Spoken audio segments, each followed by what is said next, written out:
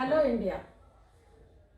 आतापर्यंत काव्य झालं, भारूड झालं आणि मध्ये हास्य रसातनं नंतर आपलं काट्यांचं मिस्टर काटे आणि मिसेस काटे यांचं हास्य रसाचं जे सार आहे आणि त्यांना त्याच्यापायी अवॉर्ड मिळालेला आहे आणि अनेक आसनं झाली. आज तुम्हाला विशेष म्हणजे नुसतं विशेष नाही तर अतिविशेष अशा व्यक्तिमत्वाचं त्यांच्या वागण्यातनं निघालेलं सार आणि त्यांच्या पेशातनं, त्यांच्या डॉक्टरी पेशातनं आपल्याला मिळालेलं ज्ञान हे अद्वितीय आहे. म्हणजे प्रत्येकीला तुम्हाला ड्रग्स लागतात, गोळ्या लावतात, औषधं लागतात आणि या सगळ्या औषधांच्या गोळ्यांच्या साह्याने ॲलोपॅथी ही शेवटी ऑपरेशन करून सर्व गोष्टी आपली निरनिराळ्या अवयवांना नीट करत असते. परंतु कुठेही औषधांचा वापर न करता आणि कुठल्याही गोळ्या न देता परमेश्वराने जे हात दिले त्याची जी हुन्नर आहे त्याच्या भरोशावर मोठमोठं ऑपरेशन न करता पाठीचा कणा असो, पाय असो, अहो एवढंच काय डिफॉर्मिटी म्हणजे पाय जे मी स्वतः डोळ्यांनी पाहिलेलं आहे यांचं ती आपलं कौशल्य किंवा त्यांचं टेक्निक किंवा त्यांनी जे काही शिकून आलेले गुरुपरंपरेप्रमाणे त्यांचे जे डॉक्टर गुरु आहेत त्यांच्या तिथेच हे शिकलं गेलं आणि ते हुन्नर पाहून मी त्यावेळेला चकित झाले होते. पार्कामध्ये एका लहान मुलाला त्यांनी आमच्या समोर आडवं केलं आणि त्याचा नुसता पाय 3दा 4दा 5दा असा हलवून ते दोन्ही पाय त्यांचे एकसारखे करून त्या मुलाचं जन्माचं कल्याण झालं आणि त्याला त्यांनी त्यावेळेला एकही पैसा घेतला नव्हता. हा अद्वितीय व्यक्तिमत्वाचा प्रकाश आणि त्यांची हुन्नर माणसाला नुसती चकित नाही तर इतकं समाजाला देणं आहे त्यांचं मोठं की इथेच ते पुण्याच्या वास्तव्यातच नव्हे, मुंबईच्या वास्तव्यात नव्हे, बडोद्याच्या वास्तव्यात नव्हे तर आज त्यांची जी प्रॅक्टिस आहे ती जगातनं कुठल्याही कोणातनं. आणि मगाशी बोलताना ते म्हणाले मैं जंगल में रहूंगा तो भी लोग मेरे पास आएंगे, मेरे को ढूंढ के आएंगे. असं समाजाला उपयोगी असलेलं हे महान चरित्र त्यांच्या प्रत्येक कृतीत, प्रत्येक वागण्यात त्यांची ही महत्ता. आता थोड्या वेळेपूर्वी डिस्कशन झालं, त्यांनी त्या मुलाला अतिशय त्या श्रीमंत माणसाच्या मुलाला त्यांनी केळाच्या सालीचं जे औषध करून दिलं, केळ खात नाही म्हणून, त्याचे पहिले तर त्यांनी मजाकमध्ये पैसे घेतले आणि ते सगळे परत केले त्यांना, कारण त्यांना आपल्या हुन्नरचाच पैसा पाहिजे, आपल्या कौशल्याचा, आपल्याला शिकलेल्या डिग्रीचा. हे रसायन फार वेगळं आहे हो आम्हाला. म्हणूनच असे हिरे, असे यांना समाजाला अलंकृत केलेले हिरे समाजाला अस्तित्व नुसतं नाही तर त्यांच्या प्रत्येक वागण्यात आणि चरित्रात जिथे समाज कल्याण दिसतं हे खरे दीपस्तंभ आपल्या समाजाचे आहेत. हिंदुस्थानची शान आहे आणि जगात चमकणारी व्यक्ती आहे. तेव्हा मी पहिल्यांदा त्यांची ओळख करून देते की आपण मिस्टर खेमत हे फार जगावेगळं नाव वाटलं मला, पण ते पारशी नाव आहे आणि त्याचा अर्थ आता विचारला असताना त्यांनी सांगितलं की फुलाची हिवाळ. असे सर सौम्य कोमल फेमस हे जे फुलाची व्हरायटी आणि असं कोमल स्वभाव हे त्यांना खरंच शोभून दिसतं. तेव्हा मी यांची ओळख करते आणि ते त्यांच्या डिग्र्या, त्यांचं कौशल्य मी त्यांनाच त्यांच्या भाषेत सांगायला सांगते. मराठीत सांगा, हिंदीत सांगा किंवा इंग्लिशमध्ये सांगा, समाजाला ते उपयोगीच होणार आहे. दोघांचं मिस्टर मी सांगितलं तरी चालेल. केमस डॉक्टर वाडिया. हेलो, नमस्ते. मेरा नाम केमस दारा वाडिया है. मेरा एक्चुअली कायरोप्रैक्टिस का काम है. हम लोग दुनिया में ड्रगलेस लोगों को बनाने चाहते हैं कि विदाउट ड्रग कैसे जीना है, कोई भी मेडिसिन की ज़रूरत नहीं पड़ती है, बॉडी इतना हेल्दी रखना है। आज कोई भी समझो किसी को पेन रहता है, नी पेन रहता है, कुछ भी पेन रहता है, तो आप लोग क्या करेंगे? मेडिकल पे जाएंगे, गोली लेंगे, या तो डॉक्टर ऑर्थोपेडिक डॉक्टर के पास जाएंगे, वो पेन किलर लिख के देगा। पेन किलर काम क्या करता है कि जो दर्द है, दर्द को बंद नहीं होता है, पर दर्द के जो सेल्स अपने दिमाग में जाते हैं वो सेल्स को डेड कर देते हैं।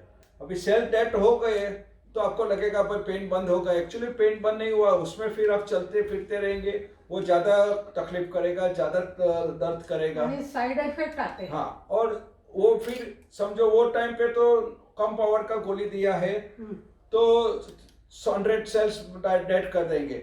उसके बाद पेन चालू रहेगा, आप चलते फिरते रहिए, ज्यादा दर्द बढ़ेगा, ज्यादा दर्द बढ़ा तो और फिर डॉक्टर पास अभी ये गोली काम नहीं कर रही है, ज्यादा पावर की लेगी, એટલે ये चक्रव्यूह में आप फंसते जाएंगे, गोली पावर बढ़ाता है, स्टेरॉइड पे चले जाएंगे, और ये गोली की इफेक्ट क्या रहेगी? ग्लैंड्स खराब होंगे, ऑर्गन खराब होंगे, किडनी खराब होगी, लीवर खराब होगा, ये सब साइड इफेक्ट उसमें बढ़ता ही नहीं बढ़ता जाता है। એટલે ऑलवेज पेन, अपने बॉडी की रचना क्या है कि पेन क्यों हो रहा है, पेन कैसे हुआ, उसको चेक करो, पेन को दबाने की कोशिश मत करो।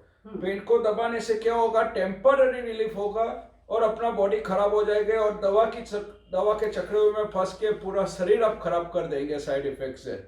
એટલે ऑलवेज पेन आता है तो वो क्यों आया है, वो इंडिकेटर है अपने बॉडी का।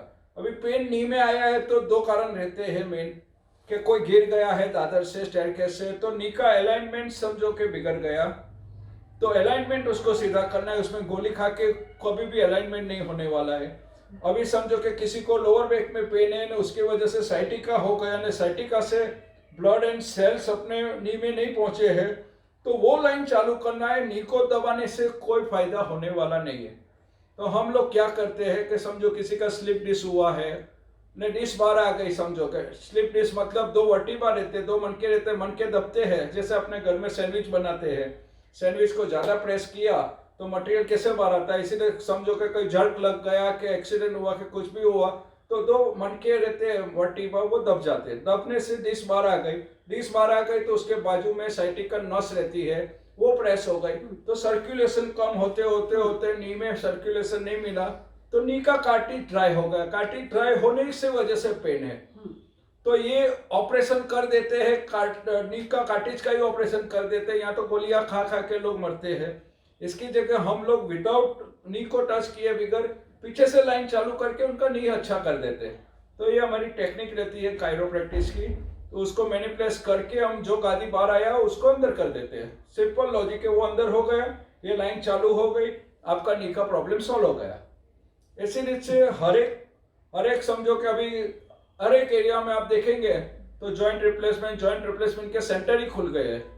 हमें वहां लेके आओ, अभी जॉइंट रिप्लेसमेंट में भी क्या करते हैं लोग, मिसेस बोलती है हस्बैंड को, आप कंपनी में है, मेडिक्लेम है, अभी करा लो, बाद में रिटायर होंगे तो मेडिक्लेम है इसलिए जॉइंट रिप्लेसमेंट, पर मेडिक्लेम है, अपना शरीर को काट फूट क्यों करना है? अपना शरीर एक बार कट गया, अभी जॉइंट रिप्लेसमेंट करने के बाद आप नीचे बैठ सकेंगे? नहीं। आप टॉयलेट में बैठ सकेंगे? इंडियन टॉयलेट में नहीं। आप माड़ी डाल के पलाठी मार के बैठ सकते हो? नहीं। वजन उठा के चल सकते हो? नहीं। मैराथन में दौड़ सकेंगे? नहीं। तो क्या हो गया? रिप्लेसमेंट करने के बाद तुम हैंडीकैप हो गए, अच्छा नहीं हुआ है। रिप्लेसमेंट करने के बाद भी तुम हैंडीकैप हो जाते हो। अभी हम लोग क्या करते हैं, नेचुरल थेरापी से करते हैं, उसको नई मेडिसिन देते हैं, उनकी जो प्रॉब्लम है उसके रूट में जाके वो रूट को अच्छा करते हैं। और हमारे पास ऐसे दाखले हैं कि हमारे गुजरात में, बड़ौदा में योगाचार्य है मिस्टर दुष्यंत मोदी, से गुजरात के योगाचार्य है। उनके मम्मी 90 इयर्स के, 90 साल के इसके मम्मी है, उनको मैराथन में बड़ौदा में फर्स्ट आया। वो क्रेडिट देखना है कि नेचुरल थेरापी में जो मानते हैं रहते हैं, वो आती एज में भी इतना उमंग कितना रहता है। 90 वाले जो मैराथन में फर्स्ट आते हैं, तो सोच लो कि उनका नी और बॉडी कितना मजबूत रखा उन्होंने 90 साल तक। कुछ भी नहीं होता, लोग मरते हैं दवा गोली मेडिसिन गलत खा खा के। क्यों खाते हैं लोग? जल्दी काम पे जाना है। अरे सर्दी हो गई, खांसी हो गई, कफ हो गया, अरे ऑफिस में जाना है, गोली खा के, अरे सर्दी कब साल में तीन दिन रहती है, उसको भी दबाओ मत। एलोपैथी से कोई चीज, मैं एलोपैथी का कोई गलत नहीं बोलता हूँ, इमरजेंसी के लिए अच्छी चीज है, पर एलोपैथी से कोई भी बीमारी दबती है, जड़ मूड से नहीं निकलती है। आपको जड़ मूड से निकालना है तो उसको अल्टरनेटिव मेडिसिन में जाना है, उसके लिए व्यायाम करो, एक्सरसाइज करो और उसको निकाल दो। अभी सर्दी को भी आप एक समझो कि दवा ले लिया, पहले दिन सर्दी हो गई, दवा ले लिया, क्या होगा, दूसरे दिन दब जाएगी, तीसरे दिन वापिस होगी, वो 3 दिन में जाने वाली थी वो 10 दिन आपको परेशान करके जाएगी। એટલે ऑलवेज मेडिसिन से अच्छा है नेचुरल उपाय करो। सर्दी है तो घर में 3 दिन बैठ जाओ, निकल जाएगा, ऑटोमेटिक आपको अच्छा हो जाएगा। એટલે अभी कमर का अपना जो भी तकलीफ आता है वो स्पाइन से आता है, तो स्पाइन को अच्छा रखो, उसके लिए अच्छे अच्छे व्यायाम हमने दिखाया है। मेरा यूट्यूब चैनल है, उसमें एक्यू बॉडी थेरापी आप जाके देख सकते हो, उसमें हर एक चीज का दिखाया है कि सर्वाइकल का प्रॉब्लम है तो सर्वाइकल का एक्सरसाइज करो तो वो ट्रैक्शन एक्सरसाइज मिल जाती है तो वो प्रॉब्लम सॉल्व हो जाता है।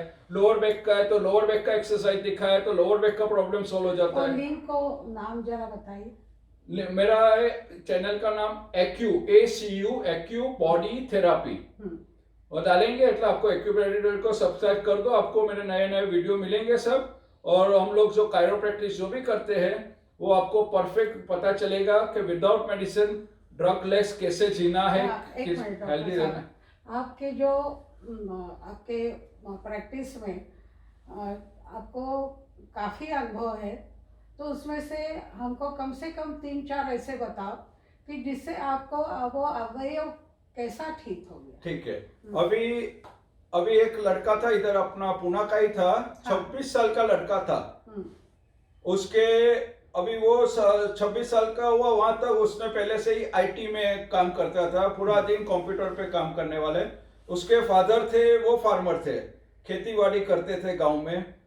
एक दिन फादर है तो 50-50 किलो का वो बोरी बोलते हैं ना, अनाज लेके आए, 50-50 की जो बस में डाला, बस में से ऑटो में डाला, ऑटो से घर पे वो लेके गए।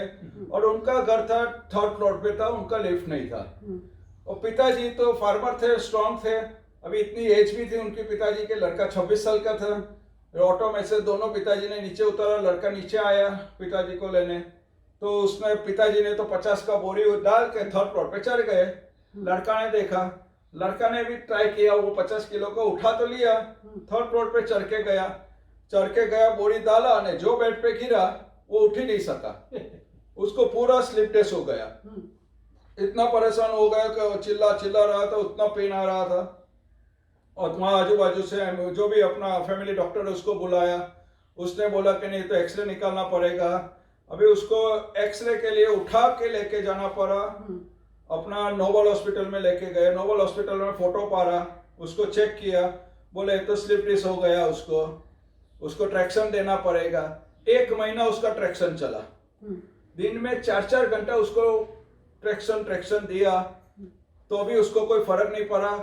फिर तो जितना थोड़ा खड़ा होता था वो भी बंद हो गया, टॉयलेट बाथरूम भी सब बेड पे होने लगा, इतनी खराब हालत हो गई। फिर डॉक्टर ने बोला कि अभी उसको अपने ये 2 दिन के बाद उसको सुबह 7 बजे ऑपरेशन कर लेंगे। उसका सब ऑपरेशन के टाइम आ गया। हाँ, ऑपरेशन पे आ गया वो लड़का कि उसका पूरा स्लिप डिस्क है, उसको ऑपरेशन करेंगे तभी वो चल सकेगा। अभी उसकी जो सिस्टर थी वो मेरे पेशेंट के वहाँ जॉब करती थी, तो वो छुट्टी के लिए सर को बोली कि भाई मुझे जरा छुट्टी दो, मैं 2-4 दिन नहीं आऊंगी, मेरा भाई का ऑपरेशन। तो क्या हुआ कि ऐसा सब स्टोरी बताया उसके बॉस को। अरे खड़ा रह के वो बॉस ने मुझे फोन किया कि भाई एक लड़के को ऐसा हुआ है, मैं को जो भी है इतना अर्जेंट ऑपरेशन है तो मुझे कोई फोटो दिखाओ, MRI दिखाओ, कुछ दिखाओ। तो क्या हम लोग आते हैं, वो बॉस के साथ, बॉस ही उनको गाड़ी में उनके रिसेप्शन को लेके गए, हॉस्पिटल में गए। हॉस्पिटल में से एक्सरे वो सब मांगा, वो लोग देने के लिए तैयार नहीं। दूसरे दिन उसका ऑपरेशन के डेट आ गई थी, दूसरे दिन ही था सुबह 7 बजे में, तो वो दिया नहीं। फिर वो बॉस का जरा पहचान अच्छी थे, ट्रस्टियों को फोन करके उन्होंने एक्सरे MRI लेके सीधे मेरे वहाँ 3 बजे दोपहर को आए। मैंने देखा, वो बोले सर क्या कर सकेंगे, उसकी सिस्टर बहुत डरी हुई थी, पूछ रही थी। मैं को लेके आओ, मैं 10 मिनट में खड़ा कर दूंगा।